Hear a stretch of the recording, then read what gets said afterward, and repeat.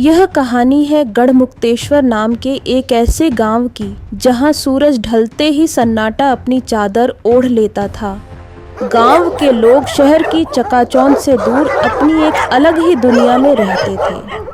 लेकिन इस गांव का एक हिस्सा ऐसा था जहां परिंदे भी पर मारने से कतराते थे। वो था गांव का पुराना सबस्टेशन। अरे भाई, ये कैसा गांव है? अभी शाम के 7 भी नहीं बजे और ऐसा लग रहा है जैसे आधी रात हो गई हो। मोबाइल का नेटवर्क भी चला गया और अब यह बिजली भी गुल हो गई। आर्यन, जो शहर से इस गांव में बिजली की व्यवस्था सुधारने आया, एक युवा इंजीनियर था। तभी उसे बाहर से कुछ लोगों की हंसने बोलने की आवाजें आईं। वो बाहर निकला। गांव का एक पीपल का पेड़ था जिसके नीचे कुछ बुजुर्ग और नौजवान बैठे थे। आर्यन उन लोगों के पास गया। दीनदयाल काका, यह रोज का क्या झमेला है? शाम होते ही पूरे गांव का फ्यूज उड़ जाता है क्या? मैं पिछले 3 दिनों से देख रहा हूँ, जैसे ही अंधेरा होता है बिजली काट दी जाती है। आओ बेटा, आर्यन बैठो।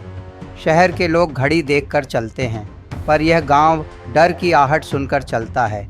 यहाँ बिजली हम नहीं काटते, यहाँ की बिजली अपने आप बुझ जाती है और यकीन मानो इस अंधेरे में ही सबकी भलाई है।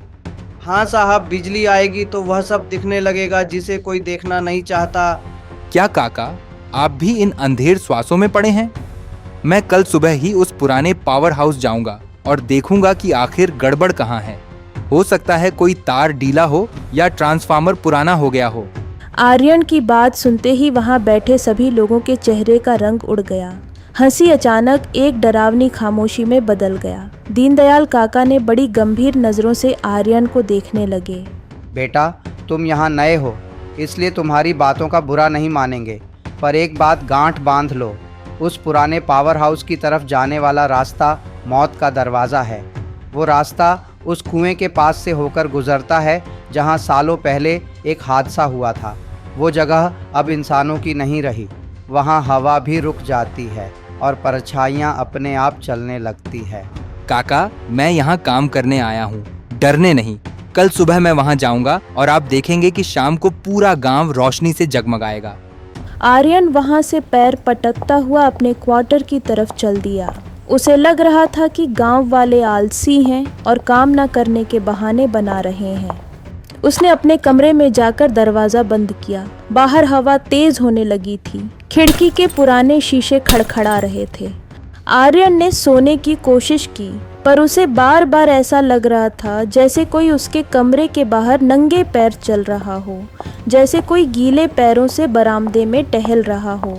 आर्यन उठा। उसने दरवाज़ा खोला और बाहर झांका। वहाँ कोई नहीं था सिवाय दूर जलती हुई एक अकेली मशाल के, जो गांव के आखिरी छोर पर धीरे धीरे हिल रही थी। उसे लगा शायद कोई ग्रामीण होगा। वो वापस आकर लेट गया, पर जैसे ही उसकी आंख लगी उसे एक बहुत ही ठंडी फुसफुसाहट सुनाई दी। साहब, क्या आप मेरी मदद करेंगे? मेरी माँ बहुत बीमार है। आर्यन हड़बड़ाकर उठा। पूरा कमरा खाली था। दिल की धड़कन तेज हो चुकी थी। उसने सोचा शायद यह उसका वहम है। तभी दरवाजे पर फिर से वही 3 दस्तकें हुई।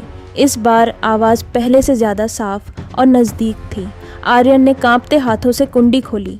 सामने एक युवक खड़ा था। उसका चेहरा इतना सफ़ेद था मानो उसमें खून की एक बूंद भी ना बची हो।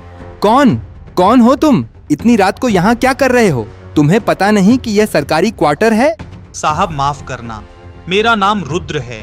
मैं पास के ही खेत वाले घर से आया हूँ। मेरी माँ साहब, मेरी माँ की तबीयत बहुत खराब है। उन्हें तेज बुखार है और सांस लेने में तकलीफ हो रही है। इस बारिश में कोई मेरी मदद नहीं कर रहा। सबने अपने दरवाजे बंद कर लिए हैं। साहब, मैंने सुना है आप शहर से आए हैं। आपके पास दवाइयाँ होंगी। कृपया मेरे साथ चलिए। देखो रुद्र, मैं डॉक्टर नहीं हूँ। मैं तो यहाँ बिजली का काम देखने आया हूँ। पर हाँ, मेरे पास प्राथमिक उपचार की किट है। तुम डरो मत, मैं लेकर आता हूँ। क्या तुम्हारा घर बहुत दूर है? नहीं साहब, बस उस पुरानी पगडंडी के पार जहाँ वह पुराना कुआं है। हम पगडंडी से जाएंगे तो जल्दी पहुँच जाएंगे। आर्यन अंदर जाकर कुछ दवाएं अपनी जेब में डाल दी और रुद्र के पीछे पीछे चल दिया। जैसे ही वे बाहर निकले सन्नाटा और गहरा हो गया। गांव की गलियां सुनसान थीं। रुद्र आगे आगे चल रहा था और अजीब बात यह थी, रुद्र के चलने की कोई आवाज़ नहीं आ रही थी।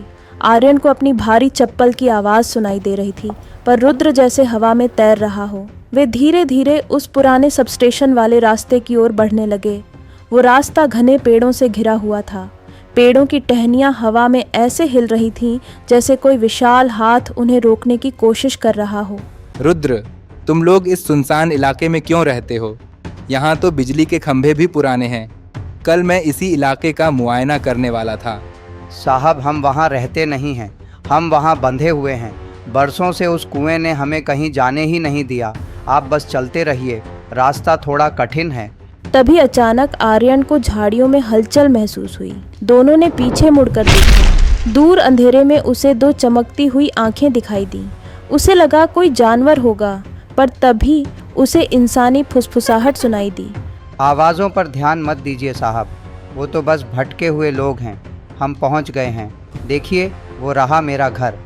आर्यन जैसे ही उस घर के आंगन में पहुंचा, उसे एक बहुत तेज सड़न की बदबू आई। ऐसी बदबू जैसे कोई चीज़ महीनों से वहां मरकर सड़ रही हो। साहब अंदर चलिए, माँ अंदर इंतज़ार कर रही हैं। और याद रखिएगा, अंदर जो भी देखें घबराइए मत, वो बस हमारी मजबूरी है। आर्यन का मन कह रहा था कि यहाँ से भाग जाए, पर उसके पैर जैसे ज़मीन से चिपक गए थे। अंदर का नज़ारा देखकर आर्यन के हाथ पैर कांप गए। कमरे के कोने में जहाँ मकड़ी के जालों और धूल की एक मोटी परत जमा थी, कमरे के अंदर की हवा इतनी भारी और बदबूदार थी कि आर्यन को सांस लेने में भी तकलीफ हो रही थी।